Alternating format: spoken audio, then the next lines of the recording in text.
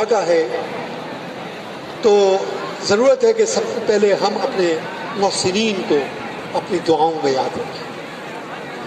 ظاہر ہے کہ سب سے پہلا حق اگر کسی مومن پر ہوتا ہے تو وہ جناب نبی کریم صلی اللہ علیہ وسلم، محسن امت، صحابہ کرام، ازواج مطہرات، اہل بیت، اور پھر تمام انبیاء اور رسول، پھر محسنین، محدثین، فقہا، متکلمین، غازیان اسلام، شہداء اسلام، وہ سارے ہماری دعاؤں کا پھر ہم اپنے تو دارالعلوم وقت دیوبند کے قیام سے لے کر اس کے استحکام تک، جب کہ شدید باد مخالف اس میں نہایت استقامت کے ساتھ دارالعلوم وقت دیوبند کے وجود کو باقی رکھنے کے لیے جو جافشانی اور محنت کی، اس میں حضرت والد محترم حضرت مولانا محمد سالم قاسمی صاحب نور اللہ مرقدہ اور فخر المحدثین حضرت مولانا سید انظر شاہ صاحب نور اللہ مرقدہ، بڑی ان کی محنتیں، بڑی ان کی جافشانی اور خارجی سطح پر جو کوششیں اور داخلی سطح پر دارالعلوم وقت کے استحکام کی، اس میں ان کی بڑی محنتیں ہیں. یقیناً وہ ہر موقع پر دعاؤں کے مسئلے کا ہم ان کو اپنی دعاؤں کے اندر یاد رکھیں.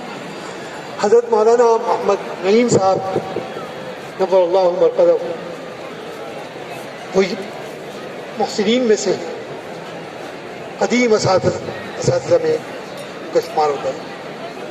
حضرت مولانا خورشید عالم صاحب نور اللہ مرقدہ، جن کی بہت عظیم خدمات، تدریسی خدمات، کہ شاید درس نظامی کی کوئی کتاب ایسی رہی ہو کہ جس کا انہوں نے درس نہیں دیا. اللہ نے بڑا ان کو ایک ملکہ عطا کیا تھا.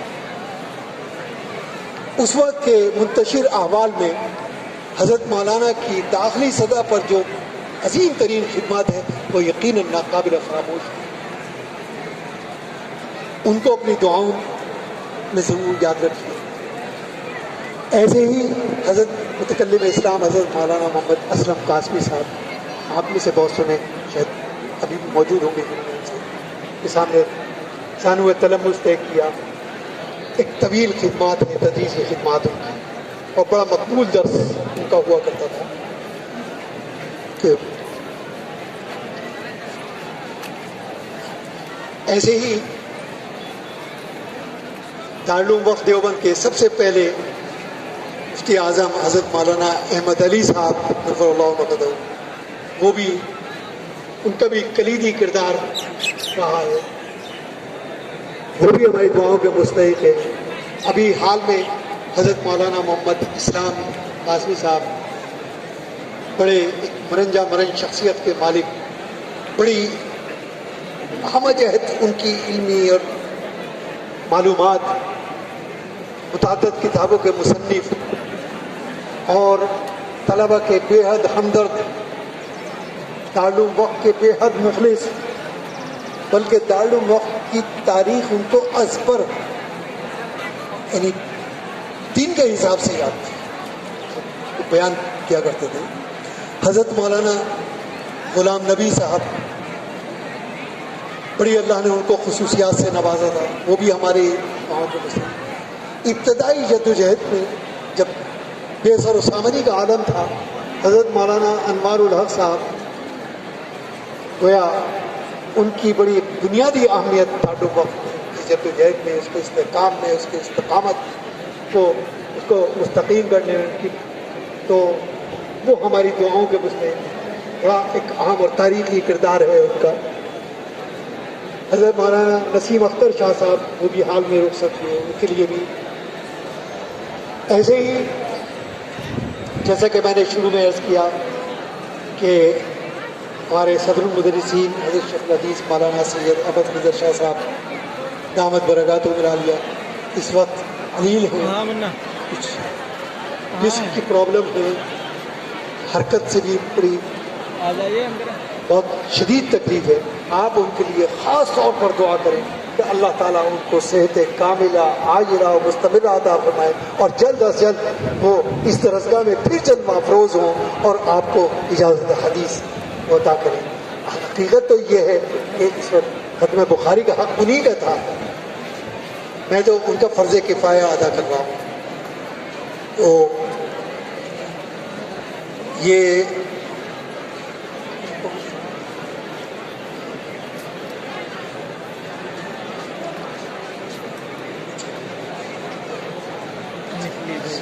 اور ایک بڑے کرم فرما ہیں، بڑے بزرگ ہیں، بڑی بزرگ شخصیت حضرت مولانا فاروق بسائی صاحب انگلینڈ میں بڑے مخلص اور دارالعلوم کے بڑے ہمدرد. وہ اس وقت شدید علیل ہیں، عمر کا بھی تقاضا ہے، اور تو ابھی میری ملاقات ہوئی تو میں نے پوچھا اپنی حضرت کیا حال ہے، اور میں کہ بس وقت موعود کا انتظار کر رہا ہوں. میں نے کہا اللہ آپ کو سلامت رکھے، ابھی تو آپ سے بہت کام لینا ہے. تو بلکہ میں نے ان سے ایک بات کہی، میں نے کہا آپ اپنے آپ کو بوڑھا کیوں سمجھ رہے ہیں؟ وہ ایک صاحب سے پوچھا کسی نے کہ میں نے ان کو سنایا کہ کیا حال ہے، کہنے لگے بھائی حال کیا ہوتا ہے، منہ میں دانت نہیں، پیٹ میں ہاتھ نہیں، ہاتھوں میں راشا، پاؤں میں لرزہ، آنکھ سے نظر نہیں آتا، کان سے سنائی نہیں دیتا. میں تو یہ سوچ رہا ہوں جب میرا اب یہ حال ہے تو بڑھاپے میں کیا ہوگا. تو میں نے کہا کہ حضرت ابھی آپ بوڑھے کہاں ہوئے، ابھی تو آپ کو بہت سارے کام لینے ہیں. تو بہرحال ان کے لیے خصوصی طور پر دعا کریں، اللہ تعالیٰ ان کا متبرک سایہ ہمارے سروں پر سلامت رکھے. حضرت مولانا شیخ طریقت حضرت شاہ قمر الزمان صاحب الہ آبادی دعوت برکاتہ اس وقت بغرض علاج بمبئی میں مقیم ہے. کل ہی میں حاضر ہوا تھا حضرت کی خدمت میں، ان کا علاج چل رہا ہے، ان کی بھی کوئی درد کی شکایت ہے. بہرحال حضرت بھی تو کم و بیش 90 سال کی عمر میں ہیں، اور دارالعلوم وقت بحیثیت مجلس شورا کے موقر رکن کے حیثیت سے سرپرست کے حضرت کی دعاؤں کی بڑی خدمات. ہر پل، ہر لمحہ، ہر نماز، ہر موقع پر حضرت یہاں کے طلبہ کو اپنی دعاؤں میں نہیں بھولتے. کل بھی ذکر فرمایا تھا کہ میں تو تمام طلبہ کے لیے دعا کرتا ہوں کہ اللہ تعالیٰ ان کو علم نافع عطا فرمائے، ان کو دین کا پاسبان بنائے. بہرحال ان کے لیے خصوصی طور پر دعا فرمائیں. کہ تو یہ کل ہی میری ملاقات ہوئی حضرت مولانا مفتی محمد احمد خان پوری، جہاں کل وہ عمرے پر تشریف لے گئے، وہ بھی بہت علیل ہیں، بہت ضعیف ہو گئے. ان کے لیے بھی خصوصی طور پر دعا فرمائیں کہ اللہ تعالیٰ ان کو، اور جتنے بیمار ہیں ان کے لیے بھی دعا فرمائیں کہ اللہ تعالیٰ سب کو صحت کاملہ. اور بالخاص عصر حاضر میں فلسطین کے لوگوں کے لیے، وہاں کے مظلومین کے لیے وہ آپ کی دعاؤں کے شدید شدید شدید محتاج مستحق. اس وقت عالم یہ کہ ساری دنیا کی مزاحم طاقتیں ایک طرف اور وہ تنہا اپنی ایمانی طاقت پر ایک طرف اعلیٰ کلمت اللہ کا نام دے کر ہزاروں بچے، ہزاروں عورتیں، ہزاروں مرد بوڑھے جو ہیں وہاں شہید کر دیے گئے. ظلم اور جبر کی ایک تاریخ رقم کرتے کہ جس کی نظیر نہیں ہے. ہم کچھ نہیں کر سکتے لیکن اپنی دعاؤں میں ان کو یاد رکھیں. یہی نہیں کہ آج ہی دعا کریں بلکہ اس کو معمول بنا لیجیے کہ اپنی ہر نماز میں دعا کریں. پتہ نہیں اللہ تعالیٰ کا کون سے مقبول بندے کس کی دعائیں قبول ہو جائیں. اور ملک میں امن و امان اور عافیت کی دعا کہ اللہ تعالیٰ اس ملک میں امن و امان عطا فرمائے، عافیت عطا فرمائے. ان کے لیے ایسے ہی حاجی جمال صاحب ہیں میرٹھ میں، انہوں بڑے مخلص لوگوں میں ہیں، بہت محبت کرنے والے لوگوں میں ہیں، یعنی فنا فی اللہ جسے کہتے ہیں وہ والی محبت ہے. ان کے لیے بھی دعا کریں اللہ تعالیٰ ان کو صحت اور عافیت کے ساتھ آئیں.